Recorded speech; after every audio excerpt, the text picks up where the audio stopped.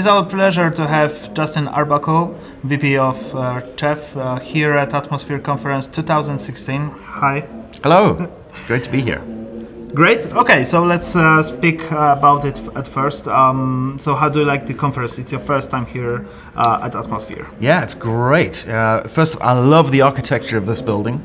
Very cool, kind of a Soviet chic kind of thing going on. Yep. So very nice. I love the pinball. I haven't been able to get a chance at the pinball machines. I think a couple of guys have been watching no conference and have been ranking very strong scores on the pinball. So I'm still waiting, but it's been awesome. Yep. So you travel a lot, and since it's your first time here in Krakow at Atmosphere Conference, I'd like to ask you if you've seen a lot of examples of how DevOps is being adopted around the world.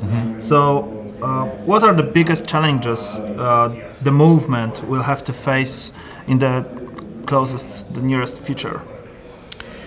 Yeah, so for the large enterprises that I work with who are grappling with DevOps and how to implement DevOps, I mean, there are three big challenges. One is trying to get beyond the silo structure that traditional organizations are built into.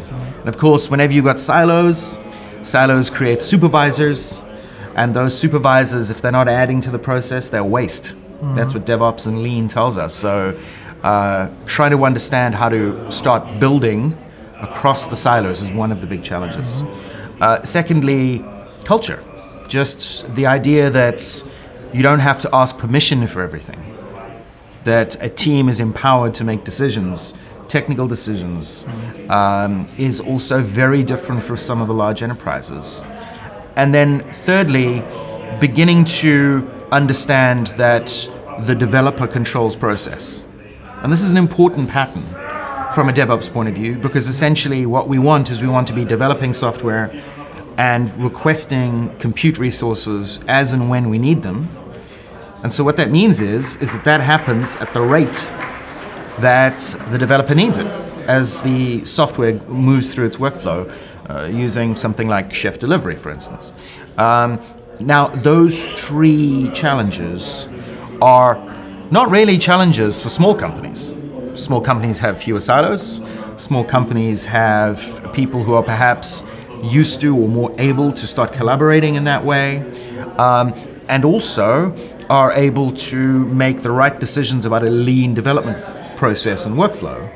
But large enterprises over the next few years are going to be battling with understanding how to make the transition from silo, slow, complex infrastructure with many levels of supervision towards a high-velocity software development process. And that's a very big change. It's a big change because it changes how they think about risk, how they think about quality, and how they think about the importance of velocity, the releasing software at speed, and how that in itself gives an organization the opportunity to develop quality software. And these are very, very big mindset shifts that these large enterprises are going to have to go through. But the news is good. We see a lot of large enterprises beginning to grapple with it and beginning to apply some of these ideas to large legacy problems. Payments engines, core banking packages, that kind of thing. Yeah, that's what I was going to ask you about more. Your career has changed because you were working in a big corporate company, and now you're working in a startup in Chef. So we have these horses of this world, which are really big, and they are transforming towards digital. So how do you think, because you were talking about what they have ahead in the future, but how they are doing today? Some of the large enterprises, the horses as you call them, are beginning to show the signs of success.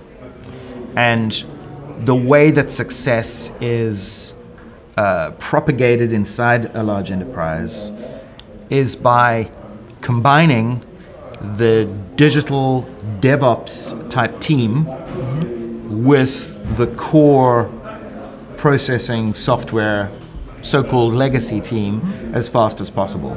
One of the patterns that's been very common is having a digital team on one side and then everybody else working on the old software.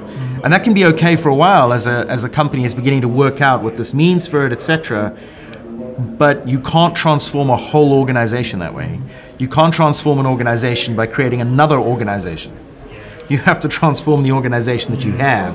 And so bringing the two together is important. And we're beginning to see, as I said earlier, we're beginning to see examples of large enterprises applying some of these ideas in areas that are traditionally, legacy areas. The metaphor of horses and unicorns is a good one. I have a new term that I like to talk about, and that's centaurs. So if you read Harry Potter, you know what a centaur is, right? Yeah. And of course, centaurs are very arrogant, right? So a centaur is a DevOps guy or girl, right? A DevOps person who has large enterprise transformation experience. Okay. If you think unicorns are rare, try centaurs. Okay. And so, one of the big opportunities from a career point of view for anyone in this space is beginning to build up that enterprise transformation experience using DevOps. Because it's a combination of two things. It's a combination of the technology piece and just the organizational awareness of what it takes to make some of these companies that are slow and stubborn and very successful at what they've done for many years begin to realize that they need to change. Though the centaurs must be the ones that are stubborn. Yes, indeed. The centaurs centaurs need to be stubborn. Right? Yeah. We need to stick to what we know works. Okay, so do you think that DevOps is a natural way of evolving small companies like startups? Because if so, why it's not in the big companies? Right. Let's say.